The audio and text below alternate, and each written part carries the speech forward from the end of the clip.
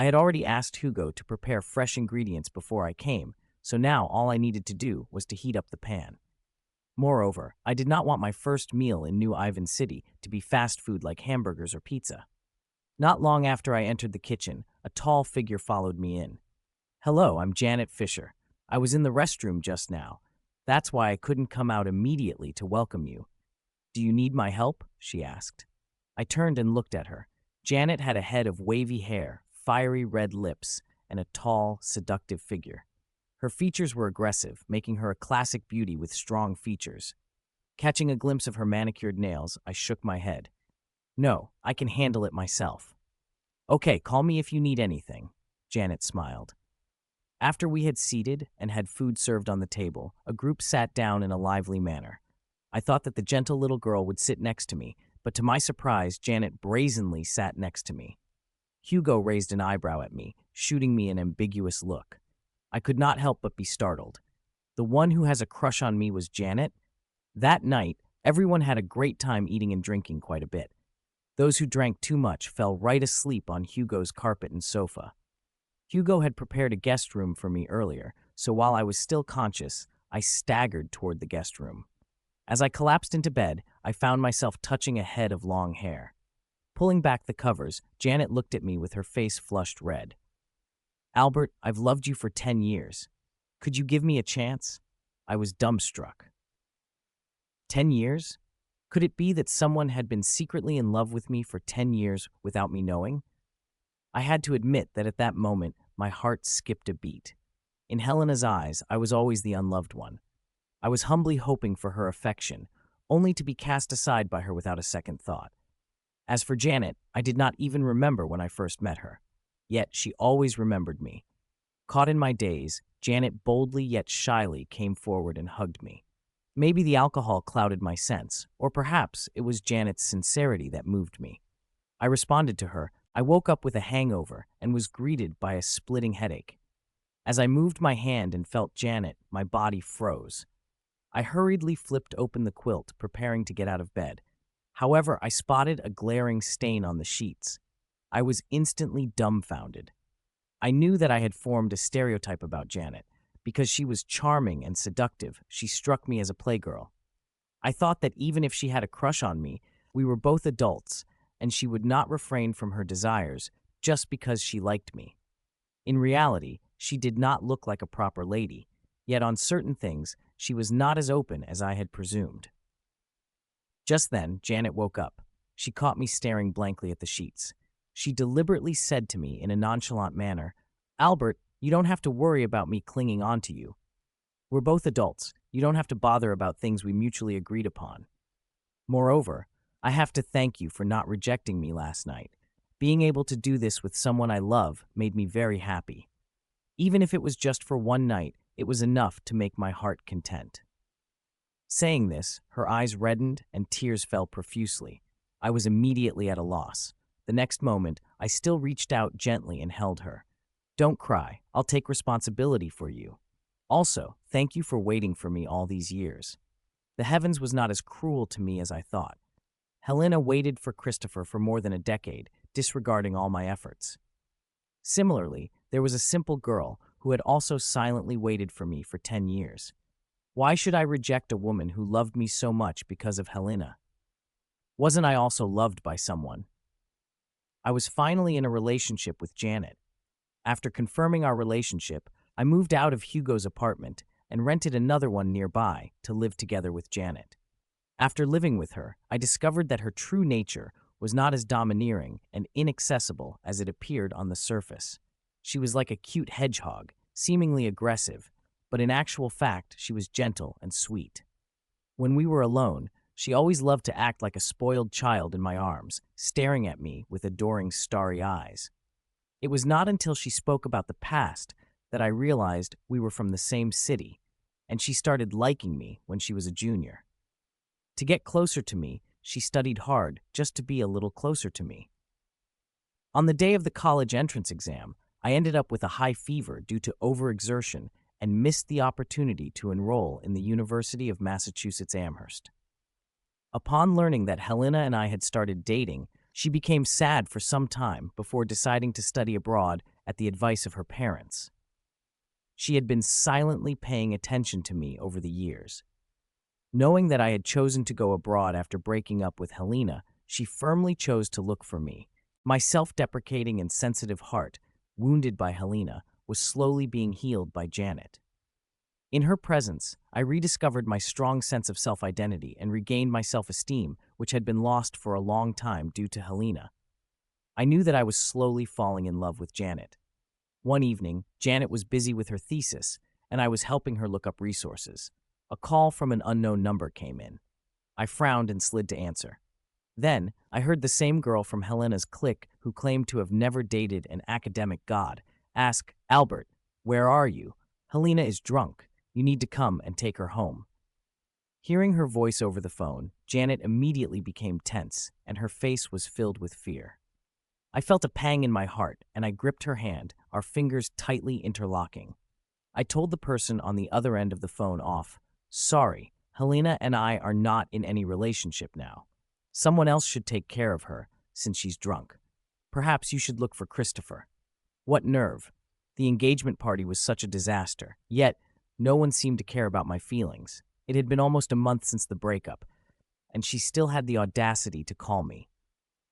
After hanging up the phone, I stared at Janet with seriousness. When she publicly told me to get lost, I totally gave up on her. "Janet, you're the only one in my heart now. I won't look back. You don't have to worry about me going to her." Janet finally smiled through her tears. At that moment, the same number called again. I frowned impatiently, ready to block the number immediately. Janet stopped me. "We should listen to what they actually want." "Okay," I nodded. Once I picked up the call, the voice that spoke was Helena's. "Albert, if you're not before me within half an hour, we're officially over. I understand if you're mad at me, but there should be a limit. My patience is limited. Any second later, and I'll never forgive you. Don't you ever show up before me in the future." Hearing Helena's authoritative words infuriated so much that her face turned red. She never expected that Helena had always maintained such an attitude toward me. In the next moment, she snatched my phone away and spoke to Helena in a flirtatious, derisive tone. "Sorry, Miss Archer. Albert is now my boyfriend. Do you think you're collecting stamps? Do you think both the original and the knockoffs are yours? Albert isn't your lapdog, coming and going at your beck and call. What you don't cherish, I do. Could you kindly refrain from calling another woman's boyfriend in the future? It displeases me." Janet's words immediately infuriated Helena. "How dare you speak to me this way? Albert, you better clear this up or I won't let you go." Hearing Helena's words, I took the phone and warned, "Miss Archer, I only agreed to be with you 5 years ago because your mother and I had signed a contract. Else, why do you think I would put up with your abuses time and time again? The contract is now over, and we have nothing to do with each other. Please refrain from bothering me in the future." With that, I hung up the phone. In the period I agreed to date Helena, it coincided with my busiest time. Although Amanda had arranged the best doctor for my mother's surgery, as a son, how could I fully trust and not worry? I was running back and forth between school and the hospital every day, busy like a spinning top. Visibly, I was worn out with bloodshot eyes. Had Helena shown even a bit of concern for me, she would have noticed these abnormalities. She never cared about my hardship and exhaustion. Every day I had to skip my classes to go shopping with her, accompany her to see movies, or eat big meals at newly opened restaurants. I did not want to go at all, but because of the contract, I had to. My mom's health improved a lot later on, and I gradually had some free time to play a simulation game with Helena. Thinking back now, I must have been out of my mind, that I would fall for a woman who only knew how to order me around.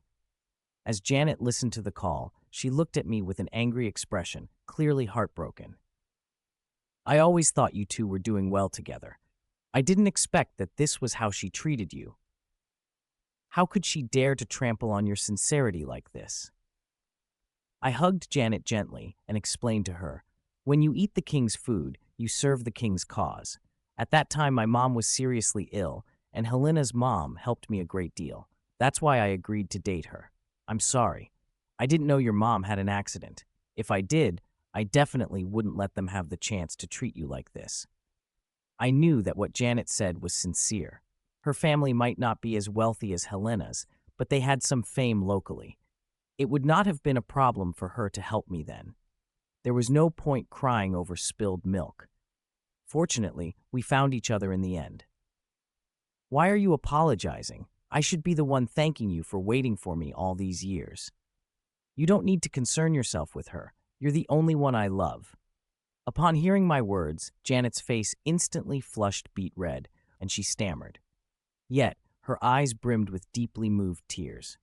I showed a slight smile helplessly, cleared the papers cluttered on the table, and laid her on it. The phone rang multiple times in between, but I did not pick up any of the calls. I switched off my phone so as not to let the ringtone interrupt us. What I did not know was that upon realizing that my phone was switched off, Helena was so angry that she swept all the wine and glasses off the table in the bar. She called Amanda. "Mom, Albert said that he was with me because you signed a contract with him. Is this true?" Helena's grip on the phone was so tight it could break. Amanda replied unhappily, "Are you questioning me?" "Yes, it's true. Albert's mother was critically ill during that time, and you turned your attention to someone who just looked like Christopher. I feared for your safety, so I had Albert agree to your courtship, to be at your beck and call to protect you. The day you got engaged was the last day of the contract. Now that Christopher is back, what do you need Albert for?" Upon hearing her mother's words, Helena screamed, "I don't believe it. You all are deceiving me. You're all liars." After she finished speaking, she smashed her phone fiercely. Seeing Helena in such a frenzied state rendered her best friends into stunned silence. Who would have thought that after returning from St. Andrew Church, Christopher would stay in Calmista City for less than a month before returning again? Everyone thought he came back to reconcile with Helena. Helena had always been waiting for Christopher to propose to her. However, Christopher admitted that he returned just to stop Helena from continuing on the wrong path, not wanting her to marry someone she did not love. Didn't everyone know that the one Helena loved was Christopher? If he said it this way, did it mean that Helena would have to wait forever? After Christopher left, Helena returned to her old habit of constantly getting blackout drunk in the bar as before. They feared something might happen, so they felt they had no choice but to call Albert as they always had. Unexpectedly, Albert's phone was unreachable. He had blocked their calls. Only by borrowing the waiter's phone were they able to connect to Albert's number. However, the once ever available Albert was surprisingly indifferent this time. He even found a girlfriend. Even his past flattery efforts to win over Helena turned out to be only because of a deal with Amanda. This reason had never crossed their minds. During Christmas, Janet had a 3-day holiday from school. Since it had been a while since we last visited home and I was somewhat worried about my mother, we decided to go back to our home country. Knowing she was going to meet my mother made Janet a little nervous. I had to comfort her with a laugh. "Don't worry, you're so beautiful. Who wouldn't like you?" Janet glared at me with annoyance. In fact, she once told me that due to her overly glamorous appearance, she did not have many friends growing up. The elders did not quite like women like her who had vivid, aggressive looks. That explained why Janet was really worried if my mother would like her or not. She wondered if my mother would perceive her as a loose woman. In my heart, Janet was the most innocent, adorable woman in the world. I already told my mom that I would bring my girlfriend to meet her. When my mother saw Janet, she was unable to close her mouth from sheer joy. My goodness, when Albert told me his girlfriend is extraordinarily beautiful, I was wondering to what extent. I didn't expect you to be as gorgeous as a movie star. My mom could not stop praising Janet. Blushing, Janet felt a bit embarrassed. When we were about to leave, she slipped a gift to Janet. "This is a token of goodwill from me.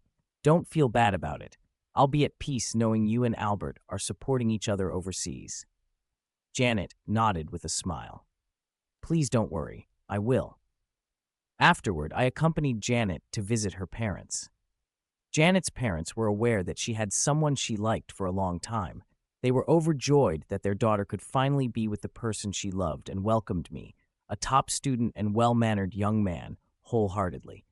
Thus, the arrangement of our wedding was pretty much settled. We planned to return to our homeland for the wedding once she completed her master's degree next year. The day before my departure abroad, I invited a few of my friends for a meal.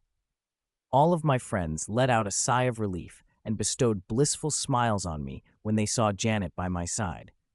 On that very day, they were all invited to my engagement banquet. Who could have anticipated that Helena would create such an unpleasant scene by leaving me for her first love? Naturally, they were happy for me since I had stepped out from the darkness and found myself a new girlfriend. While we were halfway through our meal, Helena and a few of her friends also arrived at the restaurant. Helena stopped for a moment. She strode toward me aggressively in her high heels. Subconsciously, I shielded Janet behind me. Seeing my action amplified the anger on Helena's face. "Albert, is this your new girlfriend?" she scoffed. "She doesn't seem like a decent person. Your taste is getting worse." Hearing Helena belittling Janet instantly filled me with rage. "Helena, shut up. Janet has adored and waited for me for 10 years. If I don't choose her, should I go for you, a missy who treats me like a dog instead? I demand you apologize to my girlfriend." I snapped at Helena. Helena stared at me in disbelief. After a while, she sneered. "So, you chose her just because she's waited for you for 10 years? You don't love her at all." She cast a mocking gaze at Janet and continued, "At the end of the day, you're just picking up what I don't want anymore. He's just an object I've used. If you don't mind, feel free to have it." As I looked at Helena's ugly expression, my face was filled with disgust. I never expected Helena to be so outrageous. "That's enough, Helena. I love Janet 1,000 times more than I ever liked you. Only after meeting her did I understand what true love is. Haven't you already chosen Christopher? Why are you still here to bother me? Aren't you afraid of making your boyfriend jealous? Now, I insist that you immediately get out of my sight. You're not welcome here. The biggest regret of my life was agreeing to your mother's terms and having to tolerate you. This person must really be out of her mind. Did she really think the whole world revolved around her? When I used to be patient with her, she ignored me. Finally, I had someone whom I truly loved. I did not have any feelings for Helena anymore, and yet she was back to run her mouth again. This time, I would not let her boss me around, and there was no need to do so. If I let Helena hurt Janet right in front of me, what kind of man would I be? As Helena heard my words, her eyes widened in disbelief. After a while, she shook her head desperately. "I can't believe this. Albert, you still love me, don't you? You purposely brought her here to anger me, right? I didn't mean to break up with you. I just wanted to provoke Christopher. I didn't mean to hurt you." Listening to Helena's words, I scoffed. "Miss Archer, I wonder if it's because Christopher rejected you again that you remembered me and thought of coming back. If Christopher knew you caused such a scene for a substitute, what would he think?" Helena's face instantly turned pale,